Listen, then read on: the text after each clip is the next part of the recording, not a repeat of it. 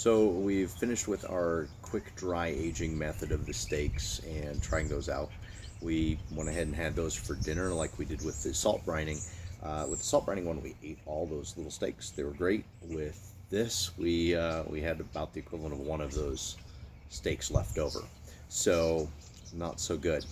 Um, Overall, as far as tenderness, the one with the anchovy, the fish sauce, actually did seem like the connective tissue was a little more tender than the others. Followed by the next in line would be it was very close to a regular steak, by the way. Then the salt and sugar version was similar to a regular steak also, and then the miso one was probably the firmest of the three, but that one got a little bit overcooked. So it's a little bit tougher to judge the texture on. Okay, so texture-wise, they're all about the same, maybe a little bit better for the one you use fish sauce with. However, if you like anchovies, then you'll be pretty happy not tasting your steak. And if you like steak, you'll be pretty upset about eating anchovies instead that day. So I gotta tell you, the fish sauce one I was not impressed with at all. Like I said, we had a lot left over. The drying them in the overall drying them in the flavor wise, finish the flavor. So with the salt and sugar one, good flavor, that was fine.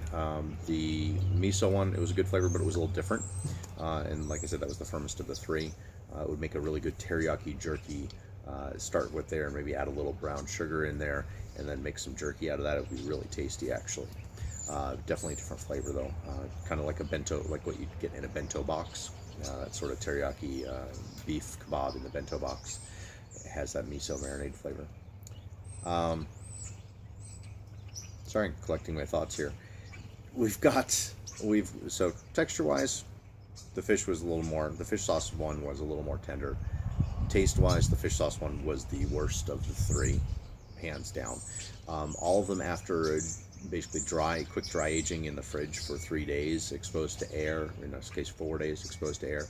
The meat fibers dried out enough, the fat stayed, and so even though it didn't add any extra oil than the light coat on the grill itself, they were all very greasy in their texture. There was a lot of fat and just a lot of grease texture in the mouth, on the hands, pooling on the cutting board, pooling on the rack. So overall, I don't think I would do it again. I was not impressed by it in that respect. I was looking at another blog, and they had done similar experiments, and they weighed the meat before and after and everything. It was kind of interesting. They all ended up at about 85% by weight, whether they cooked it fresh and cooked it to medium rare. It was about 85% of its original weight. If they dry aged it for, I think they did 1 day, 3 day, 5 day, and 9 day, and the 9 day just rotted on them, so that was no good. But all the others ended up being about 85% total weight from the starting weight when they were cooked to medium rare, so they all hit that same point.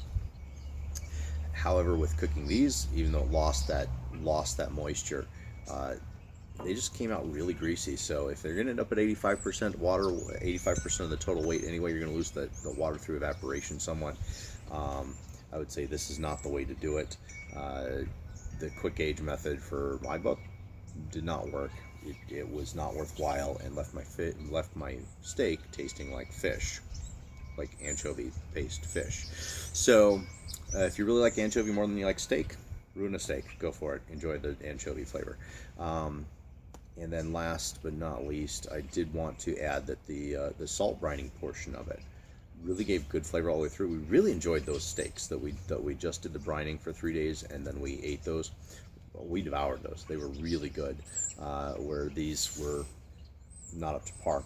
The other thing, looking at the different blogs and everything, when people have tried dry aging single steaks, if you actually dry age it properly to like 48 days or so, where you get that enough of the aerobic bacteria activity to give it that nutty flavor and a little bit of that blue cheese kind of flavor, where it has that strange smell but tastes good, that apparently dry aged steak should have. 48 days is like the minimum to hit that amount. And if you do that with a steak and you trim off the outer layer that where you lose most of the water weight from anyway, you end up with a steak that's about 1 centimeter thick. And so you're basically at a net zero on that.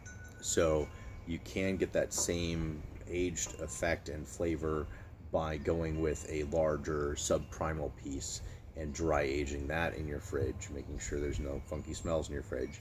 And you can dry age a whole subprimal, then carve it off, and then you actually don't lose too much because you'll still have the fat cap on. And so I think that's the best way to go. And I would still try a proper dry age of a subprimal piece without doing the individual steaks. That extra time in the fridge, I don't think really gave any significant change in flavor. Any change in texture was not necessarily noticeable or noteworthy past doing a normal wet age. 21 days of wet age, you're pretty much as tender as a steak's going to get anyway. So that's what I'd recommend. Okay, good luck with your experiments.